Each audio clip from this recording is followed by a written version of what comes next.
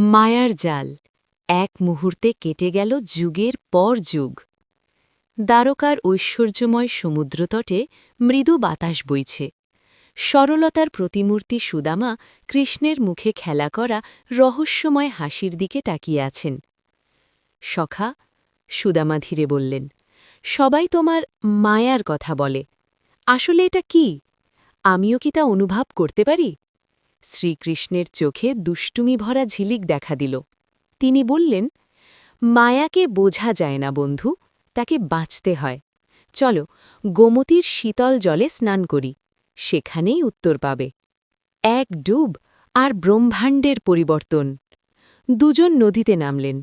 কৃষ্ণ এক ডুব দিয়ে উঠে তীরে পীতাম্বর মেলতে লাগলেন। সুদামা মাথা ডুবাতেই সময়ের চাকা ঘুরে গেল। চোখ খুলে দেখলেন গোমতীর শান্ত তট নেই। প্রচণ্ড বন্যা তাকে ভাসিয়ে নিয়ে যাচ্ছে। অবশেষে এক অচেনা রাজ্যের ঘাটে ভেসে উঠলেন। শরীর কাঁপছে, বস্ত্র ছিন্ন ভিন্ন। এমন সময় দূরে নগাড়ার শব্দ। এক রাজহাতি, যার সুরে সোনালি ফুলের মালা, সোজা তার দিকে এগিয়ে এলো।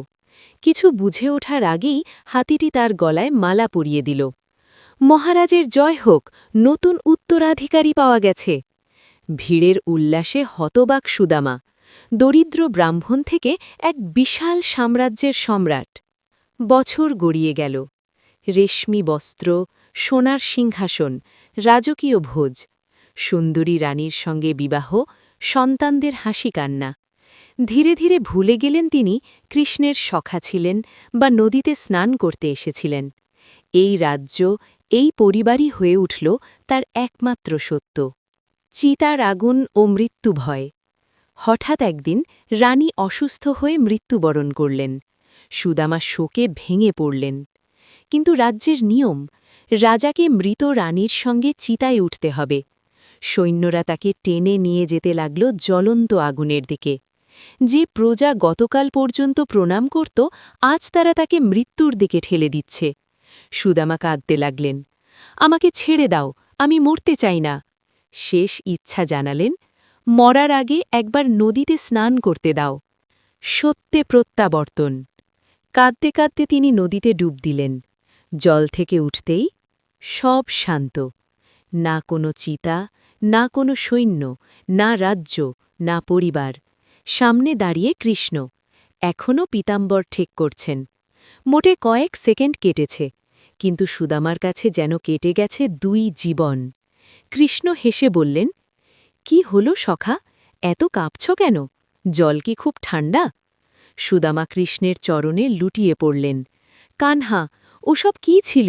আমার স্ত্রী, সন্তান, রাজ্য, সব কি মিথ্যা, নাকি তুমি আর এই তীর মিথ্যা? কৃষ্ণ তাকে তুলে আলিঙ্গন করে বললেন, সুদামা, ওটাও মিথ্যা নয়, এটাও নয়। ওটা ছিল আমার মায়া, আর আমি হলাম সত্য।